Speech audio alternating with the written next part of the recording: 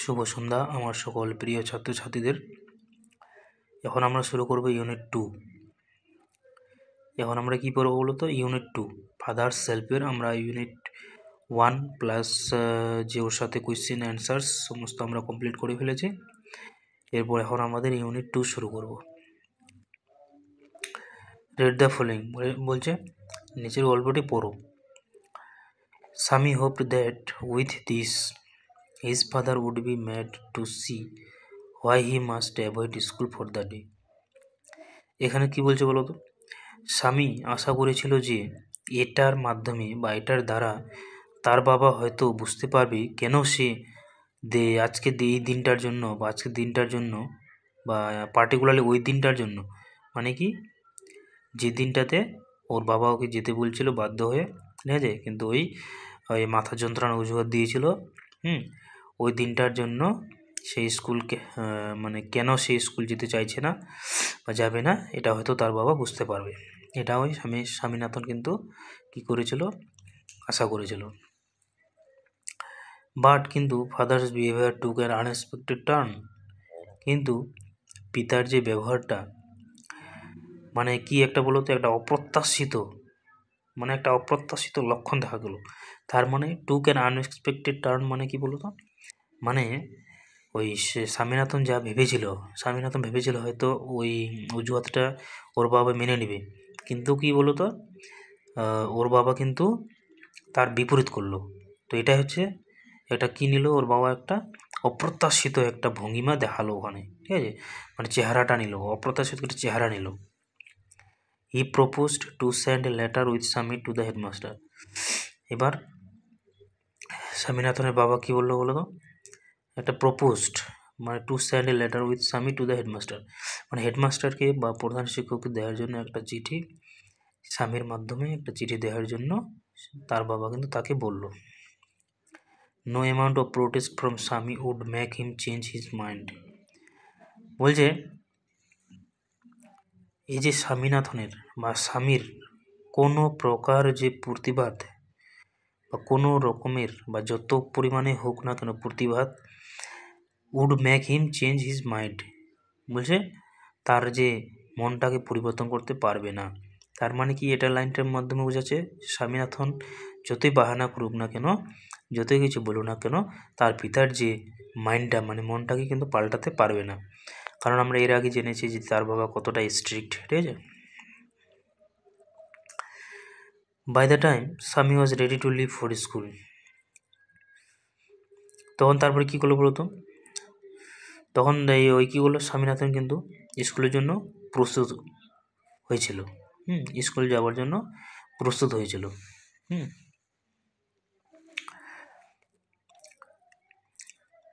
Father had composed a long letter to the headmaster. বাবা কী করলেন, একটা বড় একটা চিঠি হেডমাস্টারকে দেওয়ার জন্য তিনি লিখলেন। কম্পোজড মানে কি বলতে, অ্যাকচুয়ালি কম্পোজ মানে রচনা করা, তো এখানে তো রচনা হবে না, তিনি লিখলেন, একটা চিঠি লিখলেন। He put it in an envelope and seal it. তিনি এটা একটা, ওই যে এনভেলপ মানে কি বলতো, মানে এনভেলপ মানে হচ্ছে ওই যে চিঠিপত্রের যেটা খাম বলে না, খাম, যেটাতে ভরে ওই চিঠিটা দেওয়া হয়, ওটাকে বলেছে এনভেলপ। ওই একটা খামে ভরে দিলেন এবং এটাকে বন্ধ করে দিলেন, মানে ওই চিঠির খামটাকে। তারপরে দেখো,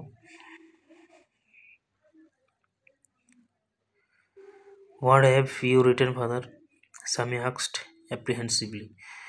মানে স্বামী জিজ্ঞেস করলো, এবার এখানে বলছে অ্যাপ্রিহেন্সিভলি, মানে ওই কীভাবে জিজ্ঞেস করলো বলতো, অ্যাপ্রিহেন্সিভলি মানে অ্যাকচুয়ালি যেমন একটা এক ধরুন যেটা হচ্ছে যেটার মাধ্যমে এমন একটা বিষয় বা যেটার মাধ্যমে ওটা প্রকাশ করে যে কোনো কিছু একটা যে খারাপ কোনো কিছু ঘটতে চলেছে বা ঘটবে, এরকম হচ্ছে এটার মানে হচ্ছে অ্যাপ্রিহেন্সিভলি, যে কোনো খারাপ কিছু একটা ঘটবে, ওইভাবে ওই কিন্তু জিজ্ঞেস করলো যে what have you written father, যে বাবা তুমি এখানে কি লিখেছো। নাথিং ফর ইউ, বলছে তোমার জন্য কিছুই না, মানে তোমার জন্য কিছু আমি লিখিনি। Give it to your headmaster and go to your class, এটা তোমার প্রধান শিক্ষককে দিয়ে দিবে, এবং ক্লাসে চলে যাবে, তোমার শ্রেণীকক্ষে প্রবেশ করবে। Have you written anything about our teacher Samuel, যে আমাদের যে টিচার বা আমাদের শিক্ষক স্যামুয়েল সম্পর্কে তুমি কি কিছু লিখেছো? ইয়েস, হ্যাঁ, প্ল্যান্টি অফ থিংস, অনেক কিছু লিখেছি। প্ল্যান্টি অফ থিংস মানে কি বলতো, অনেক কিছু লিখেছি। What has he done father, কি তিনি কি করেছেন বাবা? হ্যাঁ, everything is there in the letter, বলছে সব কিছু এখানে এই চিঠিটাতে দেওয়া হয়েছে। Give it to your headmaster, এটা তোমার কি করবে, তোমার প্রধান শিক্ষককে দিয়ে দেবে। Sami went to school feeling that he was the worst boy on earth, মানে স্বামী বিদ্যালয়ে যাচ্ছিল বা গিয়েছিল কী ভেবে বলো তো, সে সব থেকে পৃথিবীতে বা এই পৃথিবীতে সব থেকে একটা খারাপ ছেলে, সে কিন্তু এটা ভেবে ভেবে স্কুলে গিয়েছিল। হিজ কনসার্স বোদার্ড হিম, হিজ কনসার্স মানে কি বলতো, বিবেক, মানে একটা তার বিবেকটা কি বলতো, বোদার্ড হিম, তার মানে তার বিবেকটা তার মনের মধ্যে কি বলতো বিশৃঙ্খলা সৃষ্টি করছিল, তার মানে বিরক্তি করছিল। অ্যাকচুয়ালি এটা কথা বলেছে কেন, কনসায়েন্স মানে বিবেকের কথা, কারণ অ্যাকচুয়ালি স্বামীনাথন তো স্কুলে না যাওয়ার বাহানা করে মিথ্যা কথা বলেছিল ওর বাবাকে। হ্যাঁ, কিন্তু স্বামীনাথন তো নিজে ভালোভাবে জানে যে স্যামুয়েল টিচারটা অ্যাকচুয়ালি কিন্তু ওরকম খারাপ না, ঠিক আছে। ওই জন্য তার কিন্তু এখন বিবেক তার মনের ভিতর যে একটা মন থাকে, ওটা কিন্তু তাকে কিন্তু বলছে, এটা মনের মধ্যে বারবার ঘুরছে।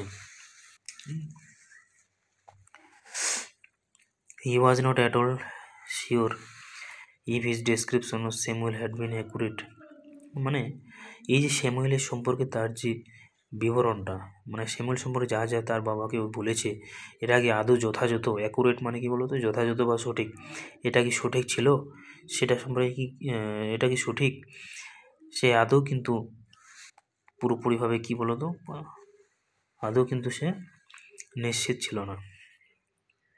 তার মানে এটার মাধ্যমে কি বলতে চাইছে, যে স্বামীনাথন যেটা বলেছিল ওটা কি ঠিক বলেছে, ওটাই ওর বিবেকটা ওকে বারবার বিরক্ত করছিল। He felt he had mixed up the real and the imagined, সে ভেবছিল কি যে সে বাস্তবে এবং কোনো কাল্পনিক সব কিছু একদম গুলিয়ে ফেলেছে, মানে সব মিক্স হয়ে গেছে। স্বামী stopped on the road side to make up his mind about Samuel, স্বামী যখন স্কুলে যাচ্ছিল না, তখন রাস্তার ধারে দাঁড়ালো, স্যামুয়েল সম্পর্কে তার মাথাটাকে ঠিক করলো, মানে ভাবলো যে স্যামুয়েল সম্পর্কে ভালো করে ভাবনা চিন্তা, মেক আপ হিজ মাইন্ড মানে ভালোভাবে মনস্থির করা, ভালোভাবে ভাবা, স্যামুয়েল সম্পর্কে ভাবলো রাস্তার পাশে। Samuel was not such a Batman after all, বলছে স্যামুয়েল হাজার হলেও স্যামুয়েল কিন্তু ওরকম কিন্তু খারাপ একটা মানুষ নন। পার্সোনালি, ব্যক্তিগতভাবে he was much more friendly than the other teachers, কিন্তু ব্যক্তিগতভাবে তিনি অন্যান্য টিচারদের থেকে কিন্তু খুবই বন্ধুত্বপরায়ণ, ফ্রেন্ডলি মানে বন্ধুত্বপরায়ণ, যারা ফ্রেন্ডের মতো আচরণ করে। স্বামী also felt Samuel had special regard for him, বলছে স্বামী কিন্তু অনুভব করেছিল যে স্যামুয়েল তার জন্য একটা বিশেষ যত্ন নেই, তার মানে কি বলতো, যে স্যামুয়েল যে টিচারটা স্বামীকে কিন্তু ভালোভাবে পড়ায়, ভালোভাবে ওর যত্ন নেয়, ভালোভাবে ওর প্রতি দৃষ্টি দেয়, ঠিক আছে, এটার মাধ্যমে বলেছি আর কি, এটা এইভাবে। স্বামীর head was dizzy with confusion, এবার স্বামীর যে মাথাটা কি বলতো, তখন ওই ঠিক করতে পারছে না, ভাবতে পারছে না যে কোনটা ঠিক কোনটা ভুল, তখন কিন্তু ওর এই মনের মধ্যে একটা কনফিউশন সৃষ্টি হচ্ছে, মানে বিশৃঙ্খলা, তখন মাথা ওর ঝিমঝিম করছিল, মানে স্বামীর যে মাথা তখন কনফিউশন বিশৃঙ্খলা হয়ে মাথা ঝিমঝিম করছিল। হি কুড নট ডিসাইড, সে মানে সিদ্ধান্ত নিতে পারছিল না, if Samuel really deserve the allegations made against him in the letter, মানে চিঠিতে যে স্যামুয়েলের সম্পর্কে যা যা যে অভিযোগ করা হয়েছে সেগুলো কি আজও মানে ওই অভিযোগগুলো কি আদৌ কি স্যামুয়েলের জন্য প্রযোজ্য, মানে স্যামুয়েল টিচারটা কি এগুলোকে ডিজার্ভ করেন আদৌ এই অভিযোগগুলো। The more he thought of Samuel the more স্বামী গ্রিভড ফর হিম, যতই সে স্যামুয়েলের সম্পর্কে ভাবছিল, ততই দ্য মোর স্বামী গ্রিভড ফর হিম, ততই কিন্তু স্বামী তার জন্য অর্থাৎ তার শিক্ষকের জন্য দুঃখ পাচ্ছিল। To recall Samuel's dark face, his thin moustache, unshaven cheek and yellow coat filled Swaminathan with sorrow, স্যামুয়েলের যে কালো মুখমণ্ডল, তার যে পাতলা দাড়ি এবং কি আনসেভেন চিক, মানে ওই যে আনসেভেন মানে দাড়ি না কামানো যে গালগুলো, অ্যান্ড ইয়েলো কোট, তার যে হলুদ কোটটা। স্বামীনাথকে ফিল্ড স্বামীনাথন উইথ সরু, মানে দুঃখের সঙ্গে স্বামীনাথকে ভরিয়ে তুলল।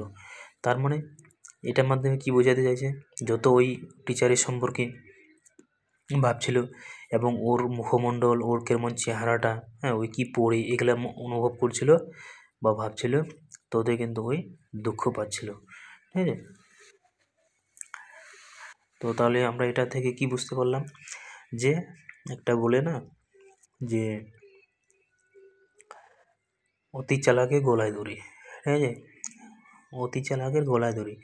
অতএব যারা একটু বেশি চালাকি হয় না, ওদের কিন্তু গলায় দড়ি হয়।